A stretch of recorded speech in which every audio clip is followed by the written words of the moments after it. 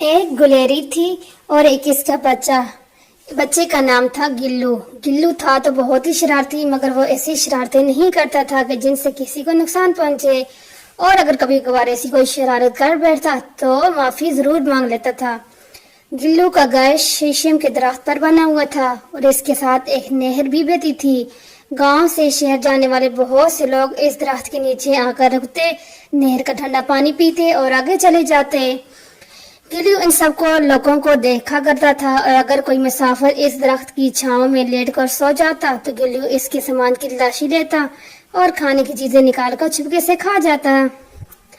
اگر پوری چیزیں نہ کھا سکتا تو چکھتا ضرور تھا. وہ اکثر سوچتا کہ یہ انسان اتنی اچھی چیزیں اور مزے کی چیزیں کہاں سے لاتے ہیں. مجھے تو جنگل میں ایک بھی درخت ایسا نہیں ملا جس میں گلاب جامن، رس گلے یا چاکلیٹ لٹک رہی ہو. مگر اسے کیا معلوم تھا کہ یہ نعمت تو اللہ میاں نے صرف انسانوں کو ہی دی ہے کہ وہ گھر پر مزے کی چیزیں بنا کر کھا سکتے ہیں. نہر کے پل سے گزرنے والے چند لوگ تو ایسے تھے کہ گلو ہر روز ان کو دیکھا کرتا تھا. ان میں ایک اماں تھی جو باغ سے پھول چن کر شہر بیچنے جاتی تھی. پھولوں کی بنی خوشبو گلو کو بہت پسند تھی. دوسرا بابا تھا جو شہر سبزی بیچنے جاتا تھا. واپسی پر شیشم کے درخت کے نیچے بیٹھ کر چند منٹ آرام کرتا تھا. تیسرا اختر گولے والا تھا جو دودھ لے کر شہر جاتا تھا. کبھی کبھار گلو اور اس کے ساتھی شرطیں لگا کر اختر کی سائیکل کے آگے سے گزرنے کا مقابلہ کیا کرتے تھے. ایک روز گلو اپنے دوستوں کے ساتھ درخت پر پگڑم کھیل رکھا تھا کہ اس کی نظر شہر سے آنے والے راستے پر پڑی. ایک آدمی سائیکل کے پیچھے ایک بڑا سا ڈبہ رکھے آ رہا تھا. گلو اور اس کے ساتھی کھیل چھوڑ کر اس آدمی کو دیکھنے لگے، کیونکہ انہوں نے اس سے پہلے اس آدمی کو کبھی اس راستے پر نہیں دیکھا تھا.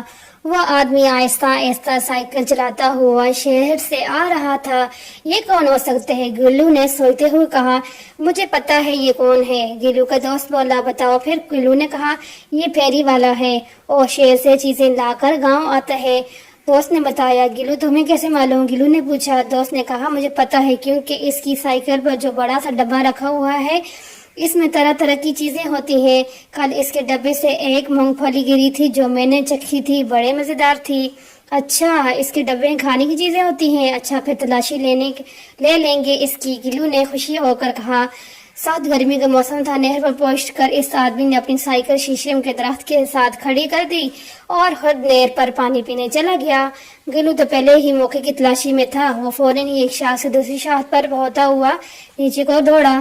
اس کے دوست ذرا ڈرپوک تھے، وہ اوپر ہی بیٹھے رہے. اچانک گلو کا پاؤں پھسلا، وہ دڑم سے نیچے گرا، مگر زمین پہ گرنے کے بجائے وہ سائیکل والے ڈبے میں جا پڑا.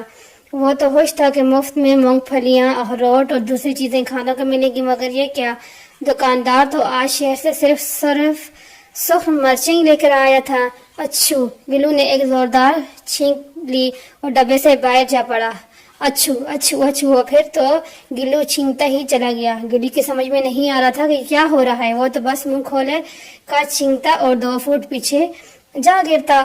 اس کا حال یہ دیکھ کر اس کے دوست جو درخت پہ بیٹھے تھے زور سے ہنسنے لگے اور اتنے ہنسے کہ بے قابو ہو گیا. سب درخت سے نیچے گر گئے اور مرچوں والے ڈبے میں جا پڑے. گلو کی طرح اب تو سڑک پر ہر طرف اچھو ہو رہی تھی. 7 گلیریاں سڑک پر چھینکتی پھر رہی تھی.